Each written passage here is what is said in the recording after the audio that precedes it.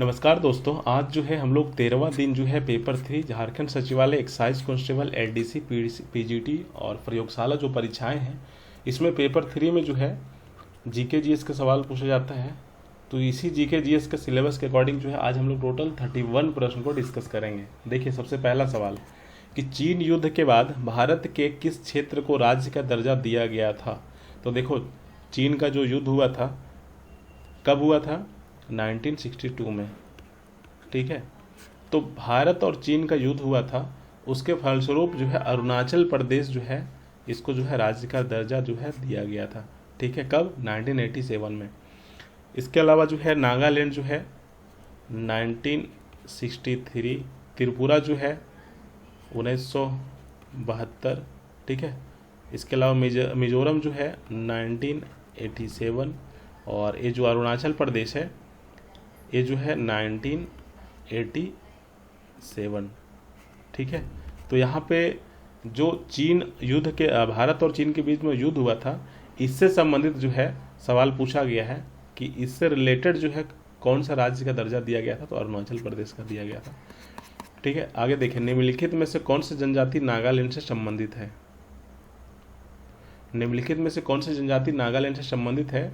तो देखो, नागालैंड की सबसे बड़ी जनजाति का नाम जो है कौन सा है? कोन्याक। ठीक है, नागालैंड की सबसे बड़ी जनजाति कौन है? कोन्याक, इसको याद रखिएगा। इसके बाद जो है रेंगमा जनजाति आता है। तो नागालैंड की सबसे बड़ी जनजाति कौन सा है? कोन्याक, और इसके बाद फिर जो है दूसरी जनजाति जो है रेंगमा आता है। ठीक है, राइट आंसर क्या हो जाएगा? सी। आगे देखिए, नागालैंड में ना टोटल जो है 16 या फिर 17 जो है जनजाति आपको जो है पाए जाते हैं, जिसमें सबसे बड़ी जनजाति कोन्याक है और फिर जो है वहाँ पे एक और जनजाति है जिसका नाम है रेंगमा। ठीक है, इसके अलावा जो है आगे देखिए, निम्नलिखित में से कौन जो है निशान ए पाकिस्तान से सम्मानित होने वाला पहला भारतीय था। तो देखो, इसका राइट आंसर जो है बी हो जाएगा, मोरारजी देसाई। ठीक है, ये जो मोरारजी देसाई जो है एकमात्र भारतीय हैं जिसको जो है भारत और पाकिस्तान दोनों से जो है सर्वोच्च नागरिक पुरस्कार मिला है।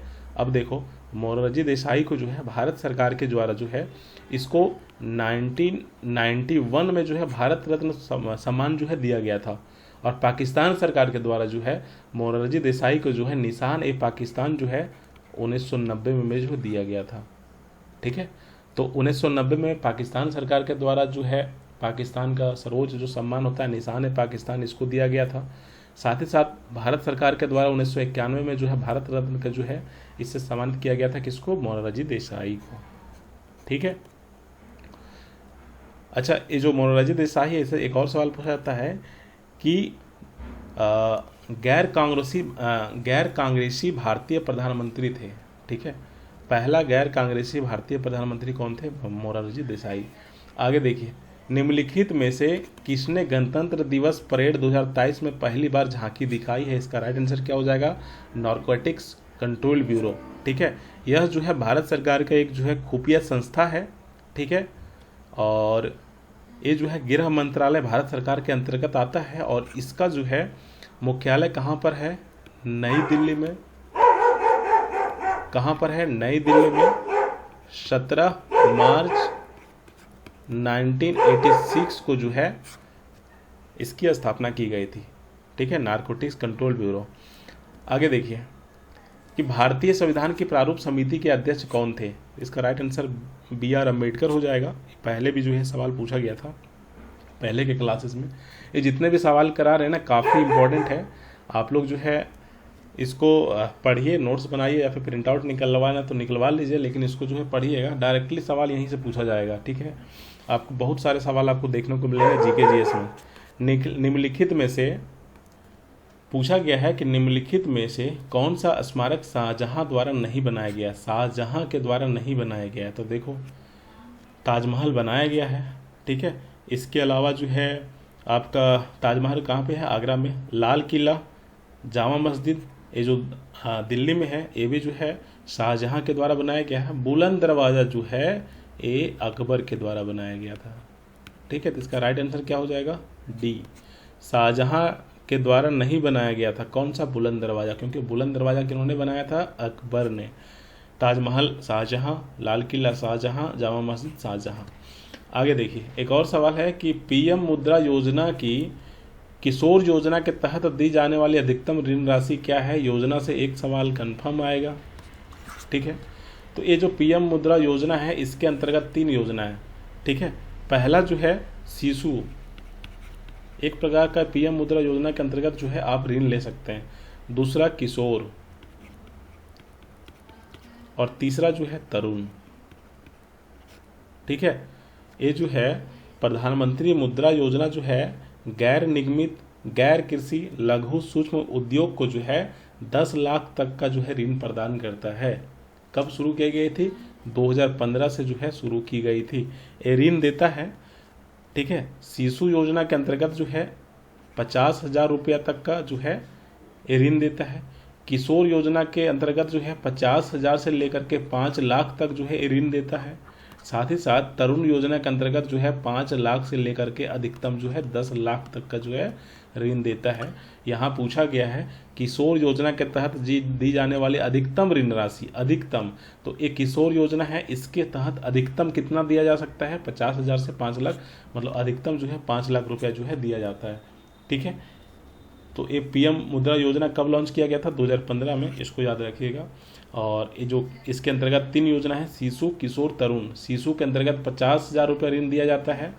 किशोर के अंतर्गत जो है 50,000 से लेकर के 5 लाख अधिकतम तक दिया जाता है ऋण, और तरुण में जो है 5 लाख से लेकर के 10 लाख तक, ठीक है। ये क्या करता है? पीएम मुद्रा योजना क्या है? तो ये जो है गैर कृषि लघु सूक्ष्म उद्योग को जो है 10 लाख तक का जो है ऋण वगैरह देता है। छोटे मोटे जो उद्योग खोलते हैं उनको जो है ऋण देता है, ठीक है। 8वां देखिए कि बजट 2023 में पीएम परिणाम योजना की घोषणा की गई। योजना का उद्देश्य क्या है? ये जो योजना है इसका उद्देश्य यही था कि कृषि में रासायनिक उर्वरकों के प्रयोग को कम करना, ठीक है। एग्रीकल्चर से संबंधित है, करंट अफेयर है, काफ़ी इंपॉर्टेंट है, इसको याद रखिएगा। हीरे, सोने, प्लेटिनम का सबसे बड़ा उत्पादक कौन सा महाद्वीप है? महाद्वीप पूछा है तो इसका राइट आंसर अफ्रीका हो जाएगा, ठीक है। हीरे, सोने, प्लेटिनम का सबसे बड़ा उत्पादक जो है कौन सा है? तो अफ्रीका, ठीक है। अब देखिए आगे एक और सवाल पूछा गया है, इसको भी कर लीजिए।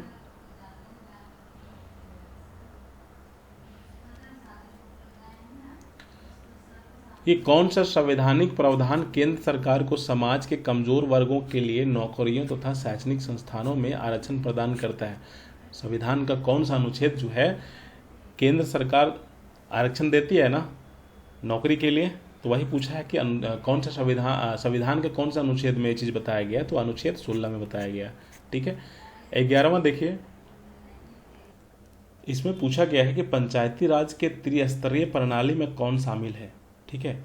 तो आपको पता होना चाहिए कि बलवंत राय मेहता समिति ने त्रिस्तरीय व्यवस्था की सिफारिश की थी, ठीक है। ये जो त्रिस्तरीय प्रणाली है इसके द्वारा इनके पीछे एक कमेटी था, ठीक है। ये त्रिस्तरीय प्रणाली जो है किनके द्वारा दिया गया था? बलवंत राय मेहता समिति के द्वारा, ठीक है। उन्होंने क्या बोला था कि ग्राम स्तर पर जिला परिषद, ग्राम स्तर पर ग्राम पंचायत, ठीक है, ब्लॉक स्तर पर पंचायत समिति और जिला स्तर पर जिला परिषद, यही त्रिस्तरीय प्रणाली में 3 स्तर है, ठीक है। ये जो पंचायती राज है, ठीक है, ये जो पंचायती राज है ये 1992 का जो है 73वां संविधान संशोधन अधिनियम में जो है इसको व्यवस्थित की गई थी। भाग 9 जो है भारत के संविधान का भाग जो 9 है पंचायती राज व्यवस्था से संबंधित है। पंचायती राज जो है इसको सर्वप्रथम जो है लागू करने वाला भारत का राज्य का नाम राजस्थान, ठीक है। कब लागू किया था? 2 अक्टूबर 1959 का, ठीक है। राजस्थान का एक जिला था जिसका नाम नागौर था, हाँ नागौर, ठीक है। राजस्थान का नागौर जिला जो है इन्होंने जो है पंचायती राज जो त्रिस्तरीय प्रणाली जो है इसको सबसे पहले जो है लागू किया गया था। 73वां संविधान संशोधन जो हुआ था 1992 में, उसी में जो है पंचायती राज व्यवस्था को जो है व्यवस्थित किया गया था। भाग 9 किससे संबंधित है? पंचायती राज व्यवस्था से, ठीक है। और त्रिस्तरीय प्रणाली जो है ये जो है किसके सिफारिश पर हुई थी? बलवंत राय मेहता समिति के सिफारिश पर। आगे देखिए कि किस दिन को भारत में राष्ट्रीय एकता दिवस मनाया जाता है, तो हर किसी को आता होगा, 31 अक्टूबर को मनाया जाता है। और 31 अक्टूबर को ही जो है सरदार वल्लभ भाई पटेल जी का जो है जयंती है। ठीक है। 13 नंबर देखिए कि निम्नलिखित में से किस राज्य में द्विसदनीय विधायिका नहीं है। ठीक है। कर्नाटक में है, तेलंगाना में है, आंध्र प्रदेश में है, पंजाब में नहीं है। इसका राइट आंसर क्या हो जाएगा? देखिए द्विसदनीय और एक सदनीय क्या होता है कि आप लोग इनके बारे में देखे होंगे। जैसे केंद्र स्तर पर एक होता है ना निम्न सदन, उच्च सदन। तो केंद्र स्तर पर लोकसभा जो होता है निम्न सदन होता है और राज्यसभा जो होता है उच्च सदन होता है। उसी प्रकार राज्य में जो है जैसे कि एक विधानसभा होता है, एक विधान परिषद होता है। तो द्विसदनीय में क्या होता है, एक विधान, एक मिनट इसको अच्छे से लिख देता हूं। द्विसदनीय में क्या होता है, एक होता है, पहला होता है विधानसभा, ठीक है, और दूसरा होता है विधान परिषद। ठीक है। तो भारत के 6 राज्यों में जो है, भारत के जो है 6 राज्यों में जो है विधान परिषद है। हमारा झारखंड में क्या है, हमारा झारखंड एक सदनीय है कि द्विसदनीय है? तो झारखंड जो है एक सदनीय है। झारखंड में केवल विधानसभा है। ठीक है, जिसमें सीटों की संख्या कितनी है, 81 है। ठीक है। ये जो 6 राज्य हैं जहाँ पर विधानसभा भी है और विधान परिषद भी है। ठीक है। नाम बताइए 6 राज्य का। तो सबसे पहला हो जाएगा आंध्र प्रदेश। ठीक है। दूसरा हो जाएगा बिहार। तीसरा हो जाएगा कर्नाटका। ठीक है। चौथा हो जाएगा महाराष्ट्र। इसके अलावा 5वां हो जाएगा तेलंगाना और छठा हो जाएगा यूपी। तो ये सब जो 6 राज्य हम बताए हैं, ये 6 राज्यों में विधानसभा भी है और विधान परिषद भी है। ठीक है। बाकी के राज्यों में केवल विधानसभा है। तो हमारे झारखंड में केवल विधानसभा है। यहाँ पे पूछा गया कि निम्नलिखित में से किस राज्य में द्विसदनीय विधायिका नहीं है, तो नहीं है, पंजाब में नहीं है। बाकी कर्नाटक में द्विसदनीय है, तेलंगाना में है। देखो यहाँ पे बताए ना, कर्नाटक में, तेलंगाना में, यूपी में, महाराष्ट्र में, बिहार में, आंध्र प्रदेश में। आप इसको जो है याद रखिएगा। पूछा गया है कि भारत के प्रत्येक राज्य में महाधिवक्ता की नियुक्ति किसके द्वारा की जाती है, तो राज्य के राज्यपाल के द्वारा जो है की जाती है। गरीबी हटाओ का नारा किनके द्वारा दिया गया था, तो ये जो गरीबी हटाओ का नारा जो है इंदिरा गांधी के द्वारा जो है दिया गया था। ठीक है।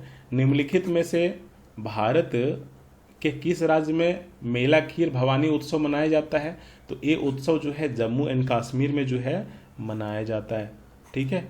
इसके अलावा जो है एक चीज़ और आप इसमें याद रखते हैं कि मेला खीर भवानी उत्सव जो है काश्मीरी पंडितों के द्वारा जो है जम्मू एंड कश्मीर में जो है मनाया जाता है। 17 नंबर देखिए कि भारतीय वन अधिनियम 2027 निम्नलिखित में से किस भारतीय वन अधिनियम को निरस्त करने के बाद अधिनियमित किया गया था। तो अरे जो भारतीय वन अधिनियम जो 1927 में लागू हुआ था, इससे पहले भी कोई अधिनियम था ना, क्योंकि एक अधिनियम को निरस्त किया जाता है तो फिर दूसरा अधिनियम को लागू किया जाता है। तो ये जो भारतीय वन अधिनियम 1927 में जो चल रहा लागू हुआ, इससे पहले कौन सा अधिनियम था, तो इससे पहले था भारतीय वन अधिनियम 1878। इसको जो है निरस्त कर दिया गया, खत्म कर दिया गया और इसके जगह पे भारतीय वन अधिनियम 1927 जो है लागू किया गया था। आगे देखिए कि भारत के गवर्नर जनरल कौन थे जब अस्थाई बंदोबस्त की शुरुआत की गई थी। ठीक है। इसका राइट आंसर क्या हो जाएगा, 1793 में गवर्नर जनरल लॉर्ड कॉर्नवालिस की अध्यक्षता में जो है ईस्ट इंडिया कंपनी द्वारा जो है बंगाल का अस्थाई बंदोबस्त जो है लागू किया गया था। इसका राइट आंसर हो जाएगा कॉर्नवालिस। ठीक है। चार्ल्स नहीं होगा, यहाँ पे लॉर्ड्स होना चाहिए। 19 नंबर देखिए कि मौलिक अधिकारों के किसी भी उल्लंघन के मामले में सीधे उच्चतम न्यायालय में लाया जा सकता है। निम्नलिखित में से किस अनुच्छेद में इसकी अनुमति है। ठीक है। मौलिक अधिकार का अगर आप उल्लंघन करते हो तो डायरेक्ट आप जो है उच्चतम न्यायालय में इसको जो है ले जा सकते हो।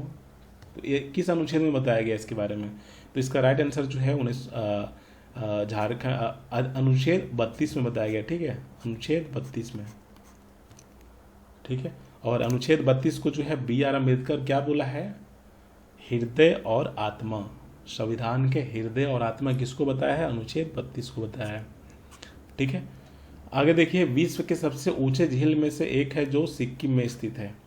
सिक्किम में एक झील है जो विश्व के सबसे ऊंचे झीलों में से एक माना जाता है। कौन सा है? इसका राइट आंसर जो हो जाएगा गुरु डोंगमार झील। ठीक है, गुरु डोंगमार झील कहाँ पे है? सिक्किम में। इसको आप याद रखिएगा। इसकी हाइट जो है 5154 मीटर है। ठीक है, ठीक, आगे देखिए, और इसके अलावा जो है पोंगोल झील, ये कहाँ पर है? तो पोंगोंग झील है, ये आपका लद्दाख में है। ठीक है, इसके अलावा जो है ये जो है चोलमू झील, चोलमू झील और टसनमगो झील, ये कहाँ पे है? तो ये दोनों जो है सिक्किम में है। ठीक है, लेकिन यहाँ पे सवाल को देखिए कि विश्व के सबसे ऊंचे झीलों में से एक सिक्किम में है, तो सबसे ऊंचों में से एक कौन है? गुरुडुमेंग। बाकी जो है चोलमू झील भी वहीं पे है सिक्किम में, और टसनमगो झील भी सिक्किम में है, लेकिन ये जो गुरु डोंगमार झील जो है ये विश्व के सबसे ऊंचे झीलों में से एक ही भी आता है। ठीक है, राइट आंसर ये हो जाएगा। पोंगोंग झील कहाँ पे है? लद्दाख में। डोल यात्रा या फिर डोल उत्सव किस राज्य से संबंधित है? 21 नंबर का सवाल। तो डोल जो यात्रा या फिर डोल उत्सव जो है पश्चिम बंगाल में जो है काफ़ी जो है फेमस है। पश्चिम बंगाल में जो है मनाया जाता है डोल उत्सव। ठीक है, इसके अलावा यहाँ पे पश्चिम बंगाल में एक मेला है जिसका नाम है गंगा सागर मेला, और यही मेला के बारे में जैसे एक बार पूछ दिया था कि गंगा सागर मेला जो है, ये झारखंड एसएससी जो है पूछा था कि गंगा सागर मेला जो है कौन से राज्य में मनाया जाता है? पश्चिम बंगाल में। ठीक है, तो इसी से आप याद रखिएगा कि डोल उत्सव कहाँ पे मनाया जाता है? पश्चिम बंगाल में, और गंगा सागर मेला का आयोजन जो है पश्चिम बंगाल में किया जाता है। इसके अलावा जो है दुर्गा पूजा जो है पश्चिम बंगाल का काफ़ी फेमस है। ठीक है, अब आगे देखिए, निम्नलिखित में से कौन सा अधिकार मौलिक अधिकार का अपवाद है? तो संपत्ति का अधिकार जो है, ठीक है, ये जो संपत्ति का अधिकार है यह मौलिक अधिकार अब नहीं रह गया। ठीक है, ये जो है 44वां संविधान संशोधन जब हुआ था, ठीक है, तो 44वां संविधान संशोधन जो हुआ था 1978 में, तो इसी समय जो है क्या हुआ था कि मौलिक अधिकार को जो है मौलिक अधिकार से जो है संपत्ति का अधिकार को जो है हटा दिया गया था कि संपत्ति का अधिकार जो है मौलिक अधिकार नहीं है। इसको 44वां संविधान संशोधन जो 1978 में हुआ था, इसमें जो है हटा दिया गया था।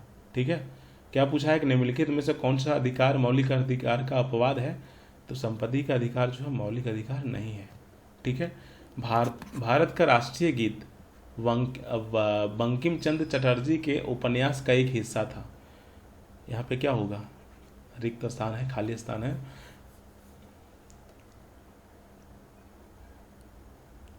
आनंद मठ का हिस्सा था। ठीक है, आनंद मठ का एक उपन्यास था, आनंद मठ, इसी का हिस्सा था। आगे देखिए कि हिमालय क्षेत्र, अब झारखंड का सवाल आ रहा है कि हिमालय क्षेत्र में पाए जाने वाले जीव झारखंड राज्य के किस क्षेत्र में भी पाए जाते हैं? तो इसका राइट आंसर क्या हो जाएगा? पारसनाथ पहाड़। देखिए, एक अनाउंसमेंट है कि ये जो कंप्यूटर क्लासेस जो है आज से जो स्टार्ट होने वाला था, आज से नहीं होगा, ये कल मतलब कि 10 मई से जो है इसको हम कंटिन्यू करेंगे।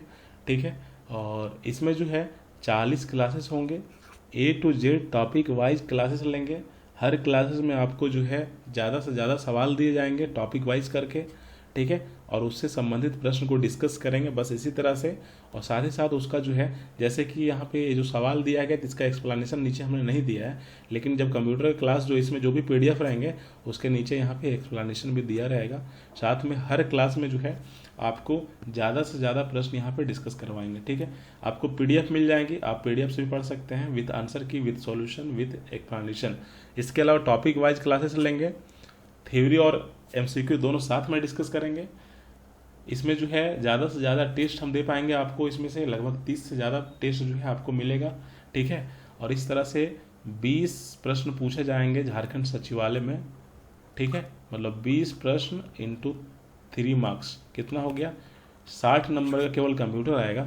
आप इसमें 50 से ज़्यादा स्कोर कर पाओगे। आप अगर एक क्लासेस में जो जितने भी क्लासेस हम लेंगे, जो भी टेस्ट लेंगे या जो PDF आपको देंगे, जो प्रश्न देंगे, उसको कर लेने के बाद आप जो है कंप्यूटर में 50+ जो है मार्क्स आप आराम से जो है ला सकते हैं। ठीक है, काफ़ी बेहतरीन सवाल देंगे, काफ़ी सेलेक्टेड देंगे, काफ़ी जो आने वाला जो एग्ज़ाम में होता है उस तरह के सवाल जो है आपको हम डिस्कस करवाएंगे। आप ये जो ऐप है इसको इंस्टॉल कीजिएगा, यहाँ पे जो है कोर्स वाला सेक्शन में जाइएगा या फिर आपको सबसे पहले जो है ये पोस्टर आपको दिखेगा, इस पर क्लिक कीजिएगा तो अपने आप आ जाएगा। ठीक है, यहाँ पे जाने के बाद आप कंप्यूटर का जो है झारखंड सचिवालय के लिए और LDC परीक्षा के लिए आप इसको परचेस कर सकते हैं। कंप्यूटर में आपको जो है काफ़ी हेल्प मिलेगा, ज़्यादा से ज़्यादा नंबर आपको आप जो है ला पाएंगे एग्जाम में। ठीक है, एक कल से स्टार्ट हो जाएगी, आज से शुरू होने वाला था, कुछ क्वेश्चन जो है उसमें ऐड करना बाकी रह गया इसलिए देरी हो गई, लेकिन कल जो है 10 मई से इसको हम स्टार्ट करेंगे। और पहला जो चैप्टर होगा इसमें जो है कंप्यूटर के टाइप, ठीक है, कंप्यूटर का डेवलपमेंट किस प्रकार हुआ था, इसके अलावा पूछा जाता है कि कौन सा कंप्यूटर जो है सुपर कंप्यूटर है, भारत का पहला कंप्यूटर कौन सा है, विश्व का पहला कंप्यूटर कौन सा है। इसे संबंधित जितने भी मिसलेनियस प्रश्न हैं वो सारे प्रश्न को यहाँ पे डिस्कस करेंगे। ठीक है, कल काफ़ी अच्छा शानदार सेशन होने वाला है, स्टार्ट करेंगे काफ़ी बेहतरीन तरीके से। तो जो लोग नहीं ज्वाइन किए हैं आप लोग कंप्यूटर वाला क्लासेस जो है ज्वाइन कर लीजिएगा। ठीक है, काफ़ी कम प्राइस में है, 310 रुपये में पूरा कंप्लीट आपका जो है कंप्यूटर करवा देंगे। संथाल जनजाति में विवाह संस्कार संपन्न होने के लिए, संथाल जनजाति में विवाह संस्कार संपन्न करने वाले पुरोहित को क्या कहा जाता है? जो पुजारी होता है, पुरोहित होता है, जो संथाल जनजाति में विवाह करवाता है उस पुरोहित को क्या कहा जाता है? उसको जोग मांझी कहा जाता है। ठीक है, आगे देखिए, झारखंड का एकमात्र जिला जहां से गंगा नदी बहती है, तो इसका राइट आंसर क्या हो जाएगा? रांची नहीं, लातेहार नहीं, सिमडेगा नहीं, साहिबगंज से होती है।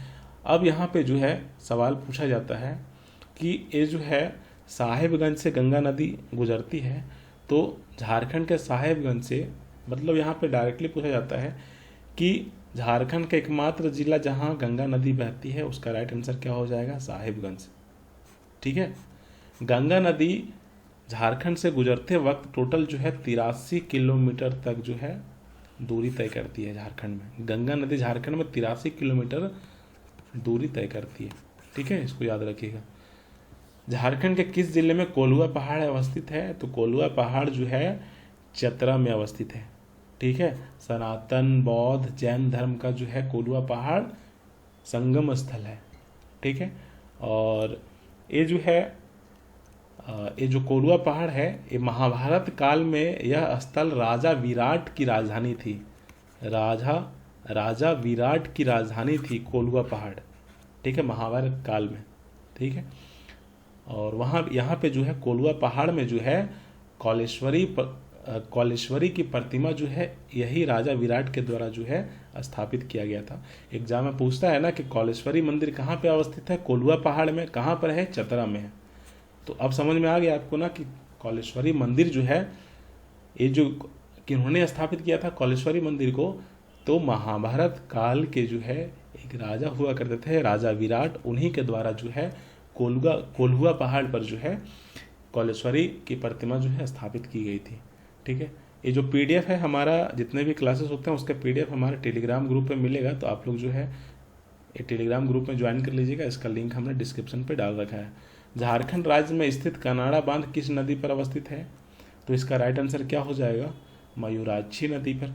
ठीक है, 1954 में जो है कनाडा सरकार के सहयोग से जो है यहाँ पे बांध बनाया गया था, जिसे मसान जोर डैम भी कहते हैं। ठीक है, और इसको जो है पर्शियन बांध भी कहते हैं। ठीक है, पर्शियन नहीं, पियर्सन। ये जो कनाडा बांध है इसको मसानजोर डैम भी कहते हैं, इसको पियर्सन डैम भी कहते हैं। कहाँ पर है? मयूराक्षी नदी में।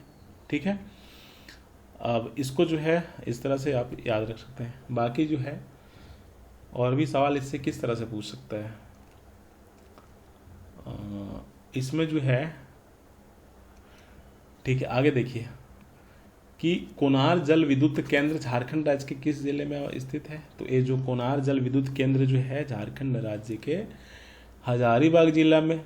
ठीक है, दामोदर की एक सहायक नदी है जिसका नाम है बोकारो नदी।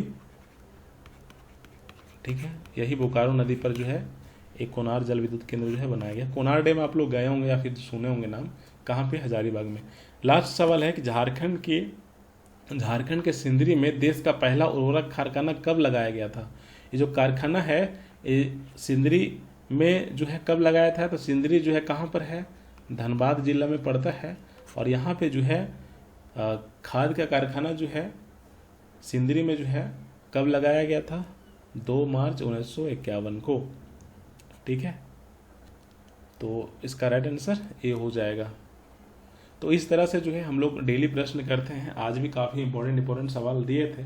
ठीक है, अब डेली जो है टफ वाला सवाल दे देंगे तो फिर ज़्यादा कुछ हो जाएगा, इसलिए दोनों मिक्स करके देते हैं। ठीक है, थोड़ा सा अगर 30 प्रश्न है तो 15 टफ सवाल देते हैं, 10 मॉडरेट देते हैं और 5 एकदम इजी सवाल देते हैं। जैसे कि कोनार जल विद्युत केंद्र कहाँ पे, हर किसी को आता है हजारीबाग में है, लेकिन ये नहीं पता कि कौन सी नदी पे है, तो बोकारो नदी पे, आपको यहाँ पे जानकारी मिल गई।